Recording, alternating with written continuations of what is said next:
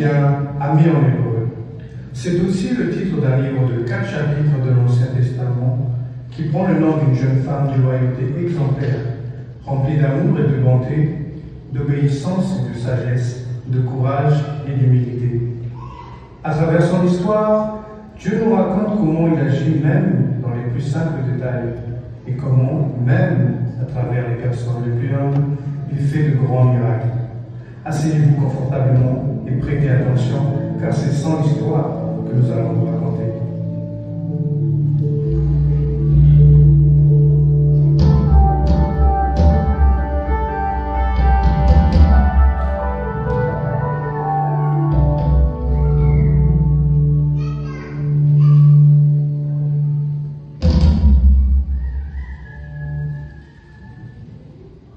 Du temps des juges, il y eut une famine dans le pays d'Israël.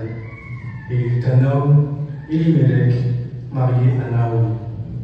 Ils avaient 2 fils, Machlon et Kilion. Les enfants sont couchés. Ah, enfin. C'était encore plus dur qu'hier. Macron a encore fait ses caprices. Il a pas arrêté de pleurer. Et toi, c'était comment ta journée? Assieds-toi. Aujourd'hui, avec les autres ouvriers, on était plus loin que d'habitude. On voulait ramasser plus de blé que moi. Et alors? Rien.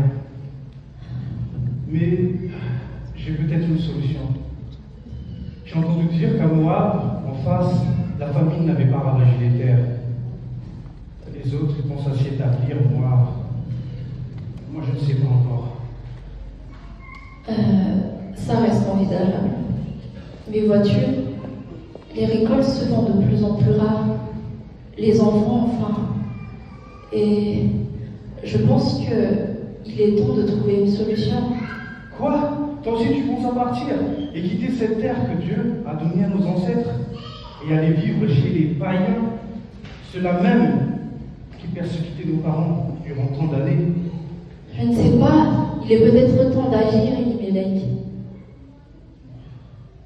Et tu as pensé aux garçons? Comment ils vont s'épanouir dans un pays étranger? Naomi. C'est exactement à eux que je pense.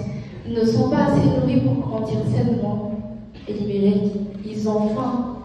Et est-ce que tu penses que c'est vraiment une bonne idée de rester? Je sais que c'est pas une décision facile. Mais pense à l'avenir de notre famille.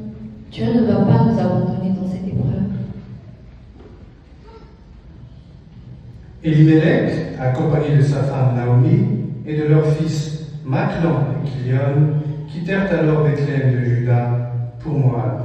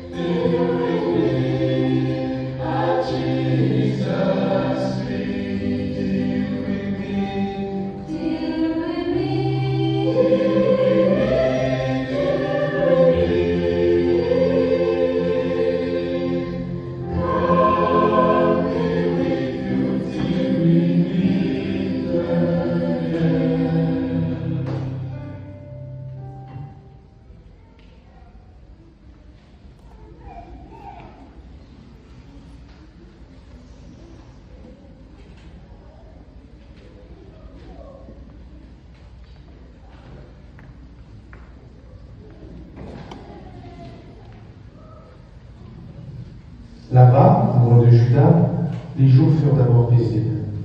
Mais le destin frappa sans prévenir. Elimelech, mari de Naomi, le père, le protecteur, le pilier, mourut, laissant Naomi seule avec ses 2 fils, étrangères parmi les étrangers.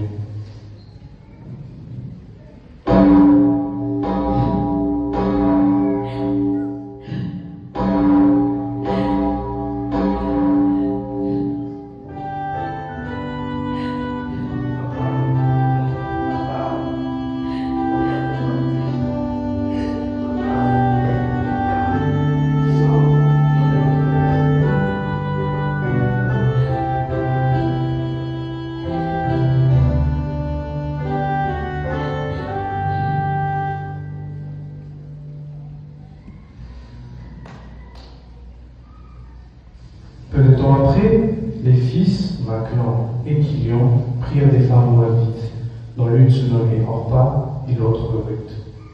Peut-être un souffle d'espoir, peut-être un peu de vie au milieu de la mort.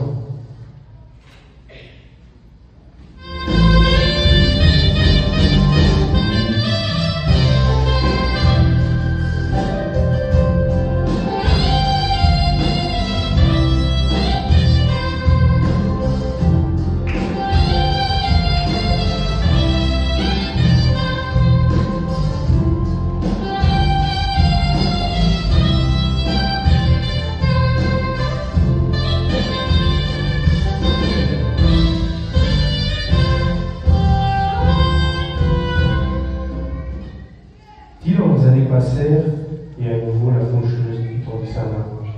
Maclan et Kilion moururent aussi tous les deux, sans enfants, sans héritage, sans avenir.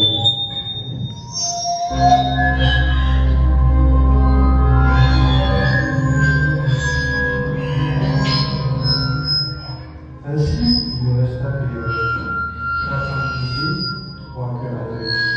Il y eut la guerre, Orpa la résignée, ces 3 femmes se retrouvent alors privées de leur mari, Naomi, personne. Elles ne peuvent à présent compter que sur elle-même. Le bonheur avait tissé sa toile, le silence désormais. Et l'espoir semblait avoir pris son avis.